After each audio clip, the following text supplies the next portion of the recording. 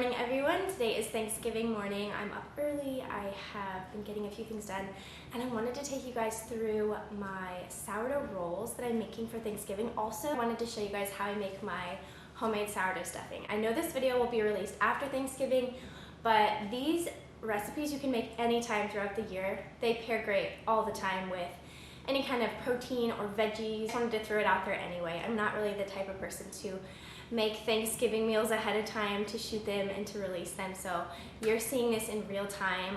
On Thanksgiving morning, I'm getting some things prepped. That is the day. I'm excited to show you guys the really simple process of these sourdough rolls. I actually forgot to film myself putting in the starter and the water and the honey and the melted butter. I think I might have put the melted butter in actually right now, but I grabbed my camera and started filming. So essentially what I did was I put 1 cup of sourdough starter, a half cup of honey, and a little over 1.5 cups, close to 2 cups of water, and then I added in a half cup of melted butter and stirred it all together. This was the night before I kneaded the rolls. I love doing this the night before because it's just so hands-off when you get your rolls rising and you don't have to touch them. So I added in my flour here. I added about 5 cups of flour in total, and this made just right around 15 or 16 rolls. And then I kneaded it until the dough was not so shaggy, but pretty much like a smooth ball, and I covered it and I let it rise for the remainder of the day. I didn't actually start this at night. I should back up. I started this like midday, and I let the rolls completely go for close to 15 or 16 hours. The next thing I did was break up my breadcrumbs. You can see the sourdough bread in the shot there, and fed my sourdough starter and then put the plastic wrap on my dough to rise for the rest of the day. So it was really easy the day before. And in the morning I woke up early and I uncovered the sourdough roll dough, and it looked just like this. Pretty much doubled in size, and I was able to punch it down and start making the rolls. The dough's really easy to handle and it's not super sticky, but I add a little bit of flour onto the countertop and then I cut my dough. And this was the day of Thanksgiving, and I just needed to do it early enough so I could let the dough rise another 2 hours once I got my rolls created. I like to give it just that extra rise time so they can puff up and be ready to go for the oven.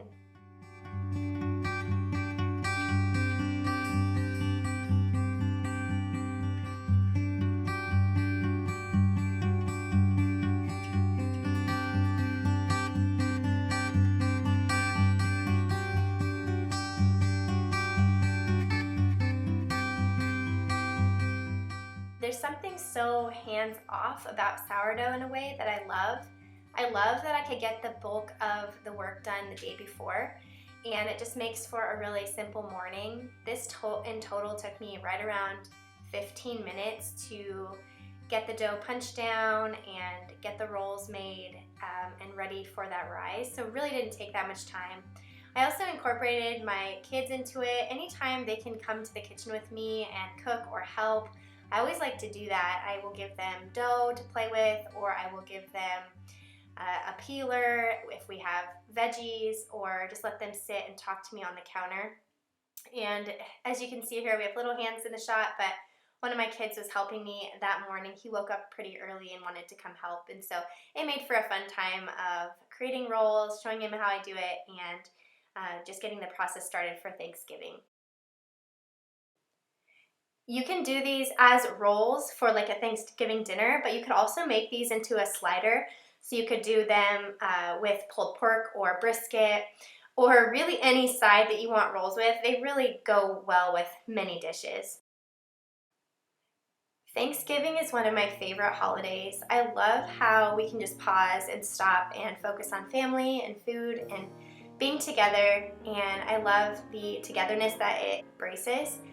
And so for us, I almost enjoy this a little bit more than Christmas, but we had a lot of fun this year doing turkey and doing little crafts with these little turkeys and painting pumpkins. And then we have this really fun tree that we did. It has leaves, and every day the kids and I would just talk about things that we're thankful for. We would add my husband to the mix, and it was a very special time this season. My neighbor actually made these little turkeys for me out of our kids' handprints. So thoughtful, and one of my favorite pieces of decor for this season. And so this season we really had fun doing some small thankful touches around our home. This tree was a big hit with our kids because they could write something new or tell me something new every single day of what they were thankful for, and my husband and I got to say some things as well. So it was really cool just to incorporate this little touch before we start decorating for Christmas and start thinking about Christmas time. It was a good way to pause, not bring out any of the Christmas decorations, and just to really embrace the season for what it is, and to really pause for the couple weeks before Thanksgiving to really think about what we are truly thankful for.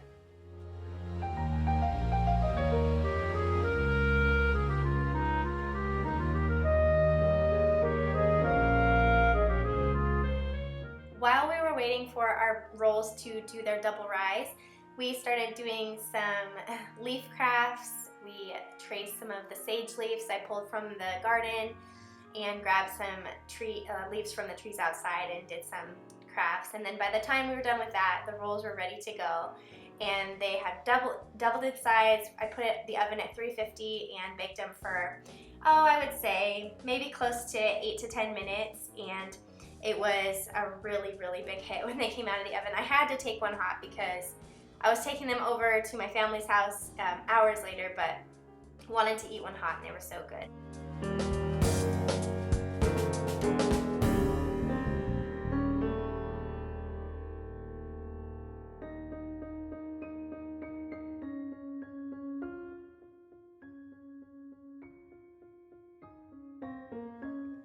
Now that the rolls are done, I can really focus on the stuffing.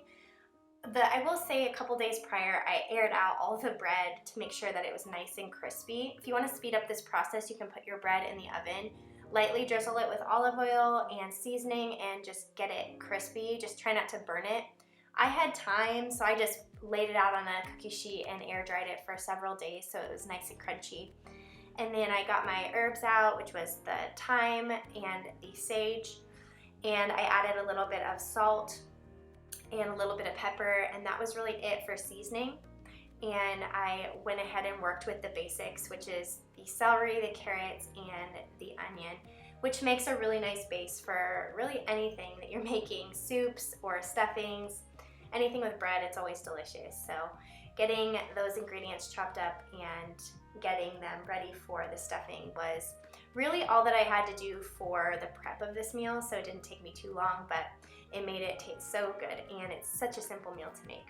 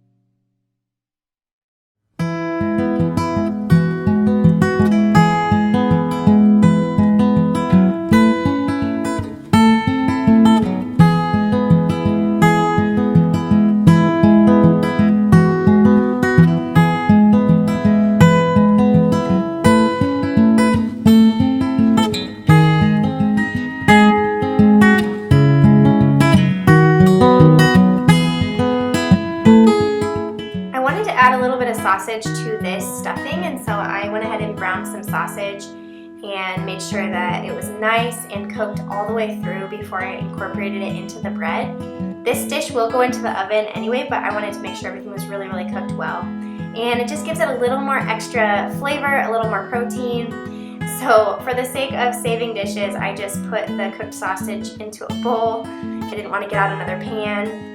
And I went ahead and started the vegetable mixture on the cast iron, which was the onions, and then later on the celery, the carrots, and the seasonings, and the butter, and just getting that going so I could put it on the bread as well.